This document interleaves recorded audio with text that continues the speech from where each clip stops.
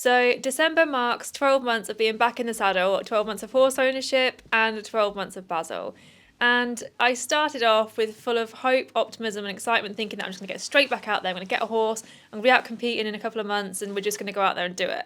And I definitely got a reality shock. Bearing in mind, the last time I had a horse, I barely competed at all. It was a once or twice a year thing, so I didn't have any transport, and it would mostly be a very small local show held at the yard where he was kept. So yeah, in January I got a reality shock and a confidence knock and came tumbling off, and it really shook me. And when I first got Basil, I felt like he was really safe, and I had it in my head that he's a safe horse. And when I fell off, it just completely went against what I thought, and it got really in my head. So I had a massive confidence issue at the start of the year, to the point where I would feel sick to get on. I'd walk one lap of the arena and get off, and that was a win for the day. And I had to question a lot of things as to whether I'd done the right thing getting a horse again. Was Basil the right horse? Should I be doing this? And do I really want to be doing this? Spending all this money and time on something that actually I'm terrified of. So the year started and the horse ownership started pretty bumpy, and we spent a lot of time this year rebuilding confidence and rebuilding our trust and building our bond together. And when I was in this hole of having a confidence issue and had a little bit of a breakdown, I had friends riding Basil for me, which was a massive help. But then again, I was still questioning, like, what is the point of this? I'm spending all this money on this horse and I'm not the one that's riding it. And will I be able to get back on and actually do what I want to do? So there's so many questions running around my head, and I just didn't know whether I was doing the right thing at all.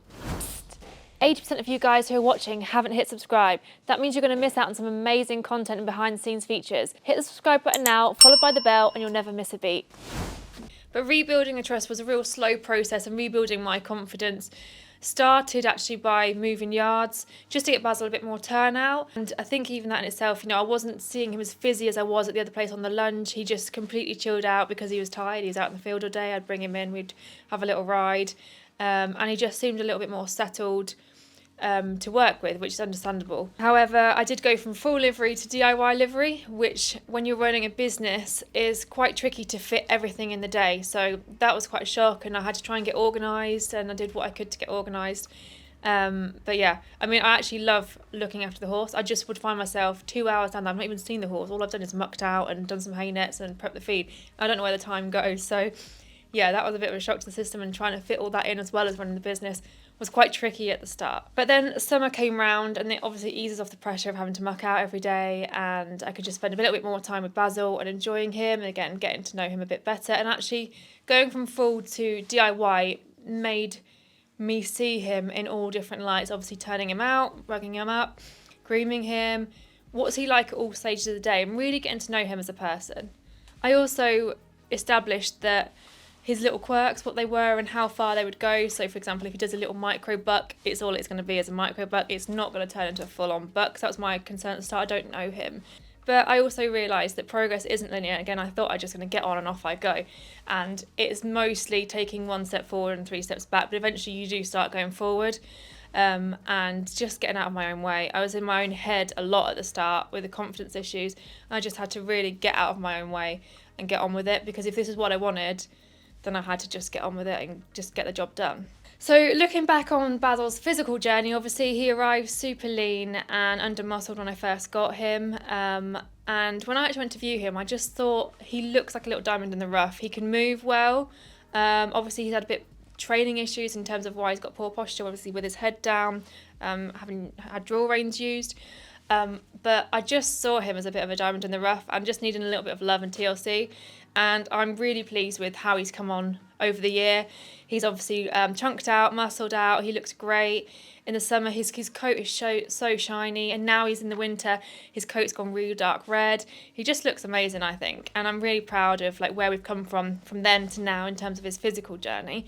Obviously, we've still got a long way to go with his posture, correcting that and the way he moves, and obviously building the correct muscles to support him with that. But that's something I'm continuously working on, and yeah, really excited to go into 2026 with. But obviously, we've also had months of physios, chiro. So he has physio usually every 4 to 6 weeks. He has a chiro every 6 to 8 weeks, and we've just kept on top of this throughout the year just to make sure we really help him and get him where he needs to be, and try and undo any wrong training on him, and just try and get his posture correct again.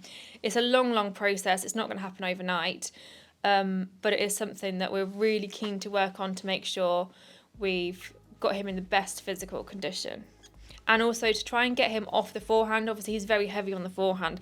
So that's something I'm working on in my ridden training, just to try and get him to sit up a little bit more, get off the reins, and actually take his own weight and stop relying on me. So that's something that's going to take a long time, because again, this year I spent a lot of time rebuilding my confidence. I'd say the first 6 months of 2025, it was just him helping me rebuild my confidence again. And then once I got that, then I was able to start training him and try and work together to actually get him working correctly. So we haven't had that long to do that, and it is something I'm really working on now and will continue to do so in 2026. We've also had, alongside obviously his physical changes, it came with a massive tack saga. So changing saddles all the time, because he has gone from like narrower than narrow up to a medium wide fit now. And he's got a real wide spine, which is something that's really tricky to fit. His profile doesn't look difficult, but because he's got such a wide spine, it rules out quite a few saddles that are not wide enough through the channel for him. So we've changed saddles multiple times. We've had fixed trees, so I couldn't adjust the gullet on those. They worked well at the time. 2 months later, he's changed because he's moving differently, and it doesn't fit anymore. So we've changed saddles, I think, 7 times this year, which is a lot. And it's just something for people to take into account. Like, you've bought a new horse. If it's underdeveloped like mine was, you know it's going to change shape. And also changing yards. They can change shape, change of turnout, change of rider. So many different reasons can change the shape of your horse. It's really important to work with your saddle fitter, and don't expect that one saddle is going to work throughout. I mean, Basil's 7, he's turning 8 soon. You'd think he'd be quite settled, but obviously because of the underdevelopment, he has changed dramatically.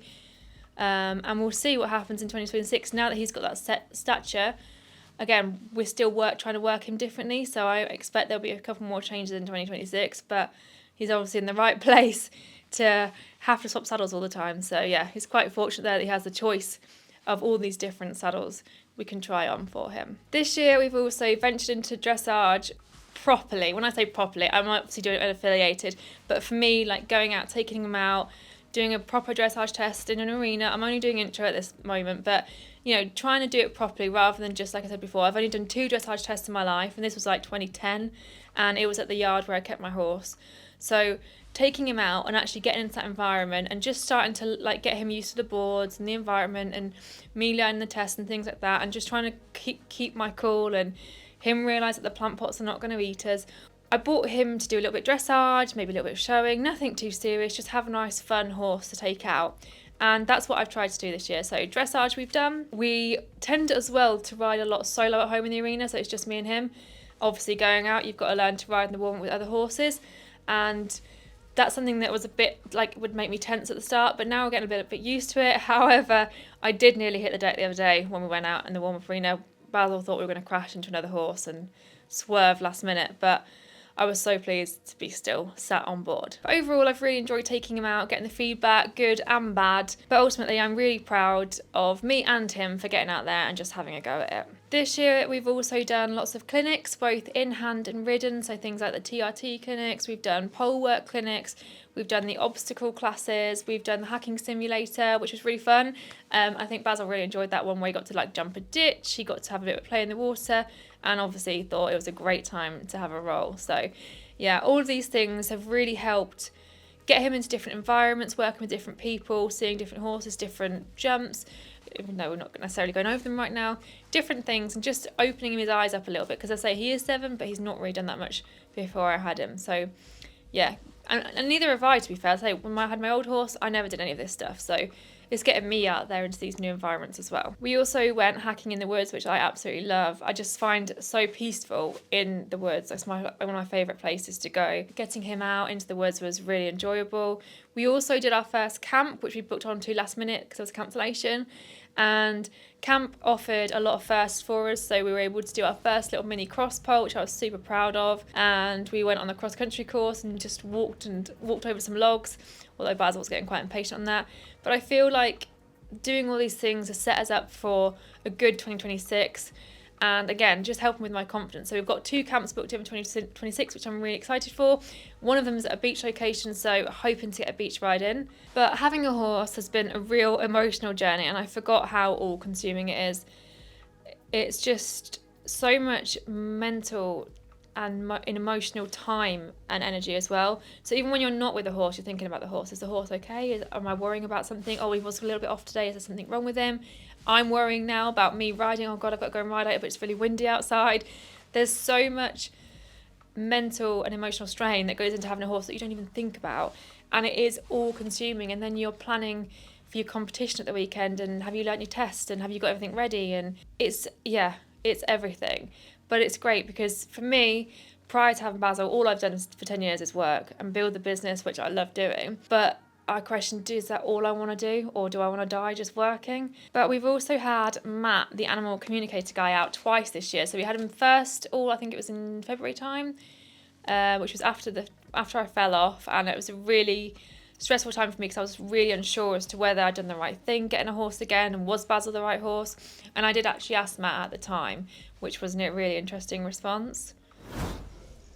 I don't want to commit to him if he's not right for me. Okay. And he says, how can I be right if you won't commit to me? You're going to set me off? It's all right. But he's like, he can't, how can he let go and give himself to you if you won't let go and give yourself to him? We had a second visit then in November, and I just wanted to make sure that Basil was happy and everything was good, if he had anything to say. And Matt said he was really happy, he was settled. And really interestingly, we usually see our horses as our project, but actually Basil sees me as his project, which I think is quite amusing. So that was quite a funny takeaway from that. And this year we haven't gone unscathed with vet bills. So we had the mid-year ulcer treatment. So we had him scoped on the recommendation of a trainer, and we got him scoped and he had ulcers, which is not really surprising, considering he had quite a stressful few months at the start, moving, he was in a lot. He obviously came a little bit underweight. So all of these factors can contribute to ulcers. So we treat him for ulcers, and he didn't really kick off that much beforehand. Like some horses are very girthy and very stressed and really respond to it. He didn't really respond to that. He had a few little quirks, but nothing major. But I'm really glad that we did get him scoped and we got that resolved. But yeah, it was a hefty cost to pay, especially because he's not insured. My last horse was insured, and I never really had any issues with him, even though he was a thoroughbred.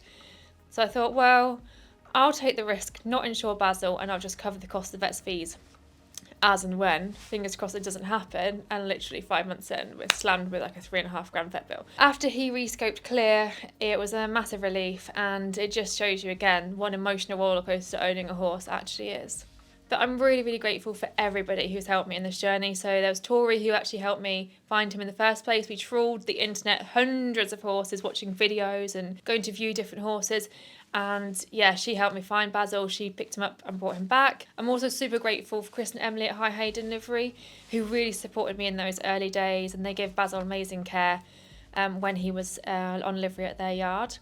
I'm also super grateful to Steph and Rachel at the livery yard where he is now, who offer amazing support and care. And they took me on as a DIY. They know how busy I am, and they're really helpful in supporting me where they can, looking after Basil for me. And Rachel's offered me a lot of confidence and support in getting me to try and sit in the right position and really teach me the foundations, which I've never been taught because I never really had lessons in my whole life. And we've got all the instructors who have helped me in both groundwork and ridden sessions, from, flat work to pole work to TRT to the obstacles. There's so many people who have been around to really support me. And there's also Sarah, my friend, who stood by me right at the start when I was having a confidence crisis, and she was really there to help me. So I'm just so grateful for everybody who's been a part of his journey and helped me and him getting to where we are now. We've got a long road ahead of us, but we're here. Most of all, I need to thank Basil, because Basil, bless him, has had to teach me to ride again. After a 10-year break, you think, well, you don't really forget. I guess it's like getting on a bike again, but you are wobbly, you're unbalanced, you don't have the muscles that you used to have, for riding. Again, I never really had lessons before. I was self-taught, so I've had to get back on, relearn all that. I'm relearning all the basics, and just really, I always want to improve. I am sort of competitive, but I'm not that bothered. I'm more of a happy to take part kind of person now, but I do want to do the best that I can do, and I do want to improve. But yeah, Basil, he's amazing. He knocked my confidence, helped me rebuild it, and now I feel that we're a lot stronger, we're more connected, and we're ready for what the future holds together. Looking ahead to 2026, so I'm going to focus on building Basil's confidence out hacking. We seem to have lost that a little bit, especially leaving from the yard where he's kept. So working on that, also rebuilding my confidence out because it's knocked me a little bit. I'd love to be able to do some teeny tiny little jumps, just like little cross poles, maybe do a little course of those. So that's something I'm going to work on in 2026. More hacking in the woods, a few more competitions, low level dressage, maybe a little bit of showing, and I've got a couple of camps booked in. And finally, the part that none of us want to admit to, the cost. It has cost a lot more than I had initially anticipated. Although obviously when you restart again from scratch, you've got to kit out everything. I did say to myself that if I get a horse again, I don't just want to have a horse for having a horse's sake, and that's great for some people. But this time around for me at this age, I feel like I need to go out there, do it, take full advantage of it and just have some fun with him. And it doesn't necessarily need to be competing at a high level. It can just be taking him out for a ride in the woods, but really enjoying my time with him. And that's really what I want to do. And if it costs me a bit of money to do that on top of the general costs of having a horse, then that's fine, because for me, that's what I want to get out of this journey. Because at the end of the day, it's not just money spent, it's memories made, lessons learned, and a bond with an animal that you cannot put a price on. But here it is, it's a wrap for 2025. See you in 2026.